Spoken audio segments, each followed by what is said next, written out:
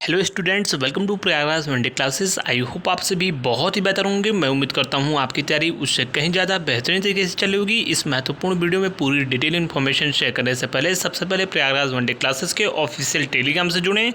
Link description comment में pin हुआ मिलेगा। इसके अलावा जो भी सिंसियर कैंडिडेट्स हैं उनके पास वीडियो को शेयर अवश्य करना। लगातार प्रयागराज वनडे क्लासेस के द्वारा PET 2021-22 23 की परीक्षाएं हों, तमाम शिफ्टों की नॉर्मलाइजेशन आदि के बारे में 100% हमारी इन्फॉर्मेशन सही हुई। चैनल पर वीडियो ऑलरेडी है। नॉर्मलाइजेशन आदि को लेकर भी तमाम शिफ्टों का मूल्यांकन हमने बताया। हमारी नॉर्मलाइजेशन की बातें भी उन्हीं शिफ्टों में नंबर बढ़े और जितना मैंने बताया लगभग नंबर भी उतने ही बढ़े। लगातार इस चैनल पर पूरी तरीके से फोकस किया जाता है UPPSC और आपके UPSSC की महत्वपूर्ण भर्तियों को लेकर ही। तमाम यूपी की महत्वपूर्ण भर्तियों पर ही इस चैनल का फोकस होता है। इसलिए हमारी चीज़ें एनालिसिस जो है, हमारा ट्रैक रिकॉर्ड बिल्कुल आप देखना 100% जेन्युइन तरीके से सारी चीज़ें बताई जाती हैं।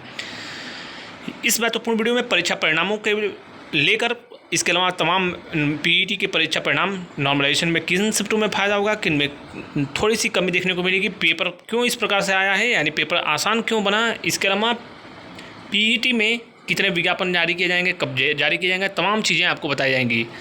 टेलीग्राम से मैं पुनः बोलूँगा, लगातार जुड़े रहिए। जब इन्फॉर्मेशन होती है तभी इस चैनल पर वीडियो भी आता है और आपको टेलीग्राम पे इन्फॉर्मेशन भी दी जाती है। अनावश्यक इस चैनल पर कोई भी कार्य नहीं किया जाता है, आपको अच्छे से मालूम है। बड़े बड़े कोचिंग संस्थानों के टीचर्स इवन हमारे पास जुड़े हैं ग्रुप में, खुद ज्वाइन किए हैं, आप अच्छे से जान सकते हो क्या विश्लेषण होता है। इतना संकेत पर्याप्त है। आगे बढ़ते हैं। सबसे पहले मैं महत्वपूर्ण चीज़ बता दूं, PET परीक्षा परिणाम को लेकर सबसे सॉलिड खबर मैं आपको दे रहा हूं। PET का परीक्षा परिणाम 45 दिनों के अंदर, मैक्सिमम जो मैं बता रहा हूं लिमिट, मैक्सिमम 45 दिनों के अंदर परीक्षा परिणाम जारी किया जाएगा। ये बड़ी अपडेट मैं आपको दे रहा हूँ। सब कुछ सही रहा तो PET का रिजल्ट अक्टूबर लास्ट तक प्रकाशित हो सकता है। यह बहुत बड़ी खबर मैं आपको दे रहा हूँ। इसके अलावा थोड़ा सा अगर विलम्ब होगा तो नवंबर फर्स्ट वीक जा सकता है, इससे ज़्यादा नहीं जाएगा। पूरी तरीके से संभावना प्रबल है कि 99% रिजल्ट जो है आपका PET का इसी समय अवधि में प्रकाशित हो सकता है, लास्ट अक्टूबर में या फिर आपके नवंबर के स्टार्टिंग में, फर्स्ट वीक में सर्वाधिक संभावनाएं प्रबल हैं। इसके अलावा कुछ महत्वपूर्ण चीज़ें मैं आपको बता दूँ। UPSSC PET के द्वारा इसी वर्ष तमाम कई महत्वपूर्ण भर्तियाँ देखने को मिलेंगी और PET में सबसे महत्वपूर्ण जो पहली भर्ती है वह लेखपाल का विज्ञापन 8000 के आसपास सीटों पर विज्ञापन प्रकाशित हो सकता है। ये बहुत बड़ी खबर मैं आपको दे रहा हूँ। सब कुछ सही रहा तो लास्ट नवंबर में, जैसे ही PET का रिजल्ट आएगा, लास्ट नवंबर या दिसंबर के शुरुआत में आपको लेखपाल का विज्ञापन देखने को मिल सकता है। इसके साथ ही साथ सिर्फ लेखपाल ही नहीं, कई महत्वपूर्ण स्पेशल भर्तियों का भी विज्ञापन इसी PET के अंतर्गत इसी वर्ष देखने को मिल सकता है। ये बहुत बड़ी खबर मैं आपको दे रहा हूँ। ASO से रिलेटेड तमाम सूचनाएं हों, ASO की महत्वपूर्ण भर्तियों का विज्ञापन देखने को मिल सकता है। कुछ मेडिकल से रिलेटेड महत्वपूर्ण भर्तियों का विज्ञापन देखने को मिल सकता है। लोअर से भी रिलेटेड महत्वपूर्ण भर्तियों का विज्ञापन देखने को मिल सकता है।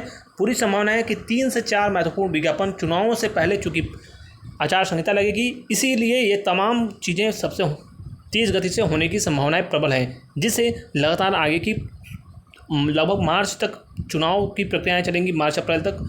तो उसी समय अवधि में तमाम विज्ञापन तो प्रकाशित नहीं होंगे, लेकिन लगातार परीक्षाएं और उनके रिजल्ट, डॉक्यूमेंट वेरिफिकेशन की प्रक्रियाएं आगे तेज गति से बढ़ेंगी। इसीलिए 3-4 महत्वपूर्ण विज्ञापन देखने को मिल सकते हैं। इसके अलावा रिजल्ट को लेकर मैंने आपको बता दिया कि रिजल्ट कब प्रकाशित होगा। ये आपके लिए कहीं ना कहीं उन छात्रों के लिए सुनहरा अवसर होने वाला है। वहीं पर बात करें कि PET के नॉर्मलाइजेशन को लेकर क्या चीज़ें हैं। सबसे पहले मैं बता दूं, शिफ्ट सबकी अपनी अपनी डिफ़िकल्ट लगती है, नो डाउट, इसमें कोई संदेह नहीं है कि सबका जो है शिफ्ट जो है एग्ज़ाम हॉल में बैठने का प्रेशर ही एक अलग होता है, चाहे आपको वन लाइनर ही क्वेश्चन क्यों ना पूछे जाएँ, इसमें सिली मिस्टेक्स होती हैं। लेकिन कुछ महत्वपूर्ण चीज़ें मैं बता दूं, 6 की फर्स्ट शिफ्ट में नॉर्मलाइजेशन में सबसे बड़ा फ़ायदा होगा, क्योंकि पेपर का पैटर्न इनको मालूम बिल्कुल भी नहीं रहता है। तो ऐसे छात्रों को प्रायः लाभ ही मिलता है और इनको लाभ मिलना सुनिश्चित हर हाल में है। इसके अलावा 7 की सेकेंड शिफ्ट वाले छात्र जो हैं, इनको भी नॉर्मलाइजेशन में लाभ मिलेगा। लेकिन इस बार नॉर्मलाइजेशन जो है बहुत ही कम मात्रा में होगा, यानी 3-4 नंबर बढ़ेगा घटेगा पूर्व की भांति, यानी 23 की भांति। मैंने जिस दिन पेपर हुआ था ये कहा था आपसे कि 3 से 4 नंबर बढ़ सकते हैं, घट सकते हैं, ऐसा ही हुआ। लेकिन इस बार 3-4 नंबर नहीं बढ़ेंगे घटेंगे किसी के भी। मैक्सिमम जो है 1 से 2 नंबर का ही फ़ायदा होने की उम्मीद है, और किसी का नंबर घटा तो वो एक रेशो के अकॉर्डिंग 1 से 2 नंबर घट सकते हैं। इससे ज़्यादा अंतर देखने को इस बार नहीं मिलेगा। यानी कहा जाए वनस्पति तो सामान्यतः सबकी जो है वो एक प्रकार से कहा जाए तो सभी की जो नॉर्मलाइजेशन के बाद भी उतना फैक्टर नहीं होगा, 1-2 नंबर बढ़ घट सकते हैं, इससे ज़्यादा अंतर नहीं देखने को मिलेगा। ये रहा नॉर्मलाइजेशन का सीन। रही परसेंटाइल की बात। परसेंटाइल की बात, जो लोग परसेंटाइल निकाल रहे हैं डेटा के आधार पर, पूरी तरीके से फेक है, फर्जी है, उसको डस्टबिन में फेंक दो आप। किसी को कोई 0.1% इन्फॉर्मेशन नहीं है कि परसेंटाइल कितने नंबर पर बनेगा।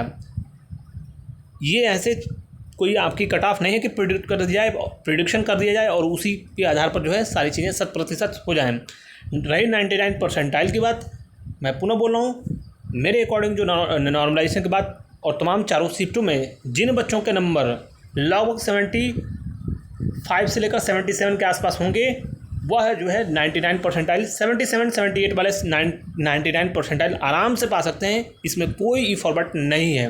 लगभग 77, 78, 75 से ऊपर जिनके भी होंगे, 77 से लेकर 78, 79, इन्हीं तीनों महत्वपूर्ण नंबर के आसपास जिन बच्चों के होंगे, इनका जो है 99 परसेंटाइल बनने की उम्मीद है। शेष जो महत्वपूर्ण छात्र हैं, अगर उनके 60, 58 से 57 या फिर 60 के आसपास, 60+ वाले जो छात्र हैं, उनको लेखपाल में मौका मिल सकता है। यानी 60 नंबर से 62 नंबर जिनके लगभग बनेंगे, 60 से 62 नंबर जिनके भी जनरल, EWS और OBC में होंगे, उनको लेखपाल में महत्वपूर्ण भर्ती देखने को मिल सकती है। बाकी लोअर आदि की तमाम महत्वपूर्ण भर्तियों में उनको मौका नहीं मिलेगा।